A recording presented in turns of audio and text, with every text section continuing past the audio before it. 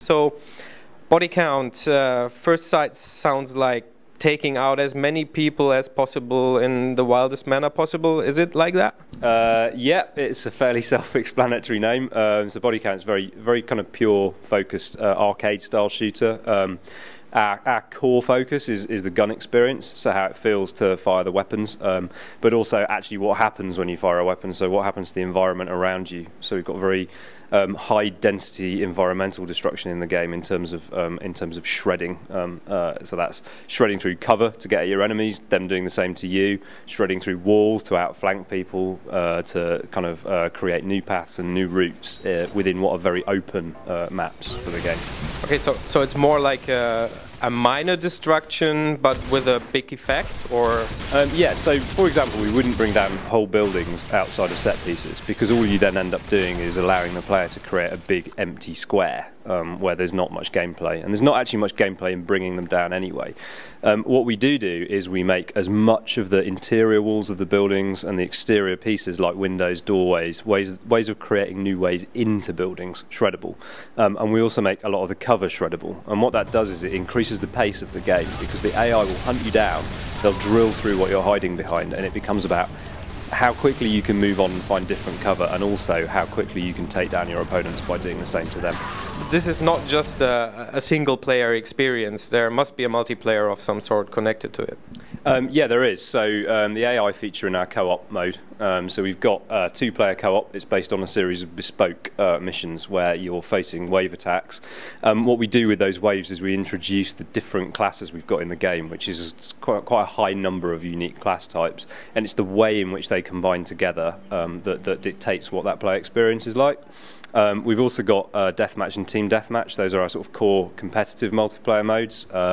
We've focused on those purely because those are the multiplayer modes that everybody plays in FPSs, and we think that the shredding actually makes a pretty substantial difference to that as a gameplay experience. So we've just honed down in on those two.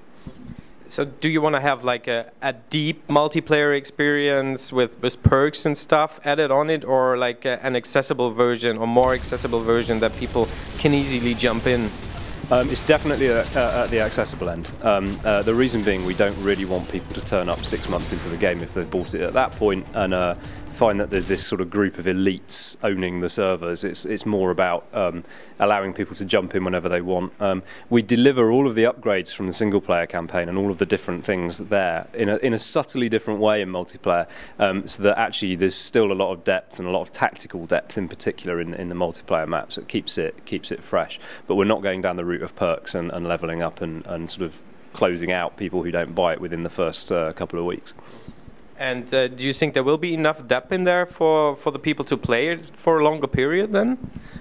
Yeah, I do. The reason I do is because we've been playing it internally for sort of going on a year now, and since the multiplayer has been up and running. And it's usually a good sign when the team of people who are sort of working long hours to make the thing actually still want to find the time to play it over multiplayer, and they do. So I'm happy that it's a good experience. I mean, fun is fun, right? And fun rarely stops being fun just because you've not got all of the perks and leveling up in the world. I think actually the core experience is strong enough.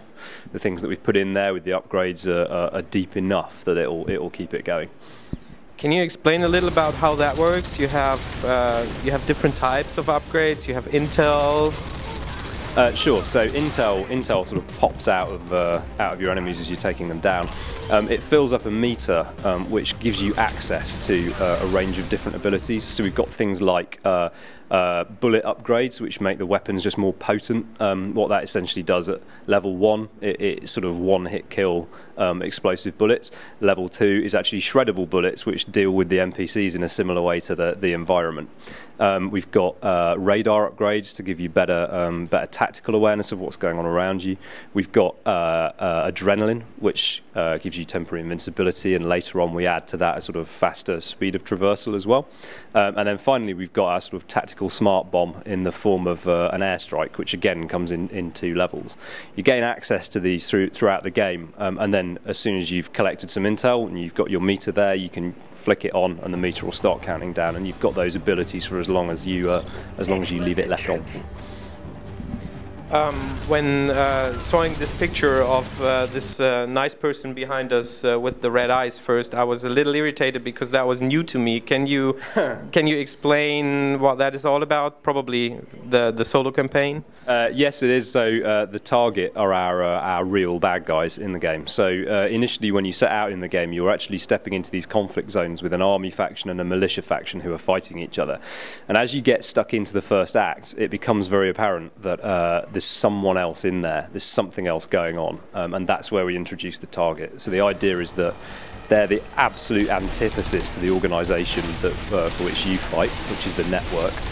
They've got a similar goal of what they want to do with the world, but they're going about it in an extremely brutal and quite different way. And they form a much more potent threat than the sort of standard army and militia. We've also built unique environments for them, so that when you get into their bunkers, we actually up the intensity of the experience quite considerably in terms of the shredding, in terms of the sort of like how hard you're being chased down by the AI, and they're much more sort of organised military force.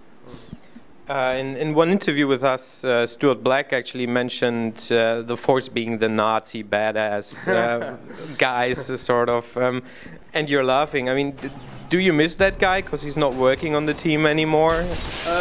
Yeah, you know, Stuart was quite a big personality, still is. Yeah, of course, it has an effect when someone like that, when like that goes, and he was instrumental in setting up what the design for Bodycount was. But you know, there's a team of upwards of 100 people who've been working on this for 2 years now, so it's bigger than all of us, really. And yeah, in terms of the target, actually, the person who designed them, the person who lives, eats and breathes the target is actually our art director. So he's defined pretty much what they look like, who they are, what their motivation is, and he's very, very kind of jealously protective of it as well, which is a great thing to have.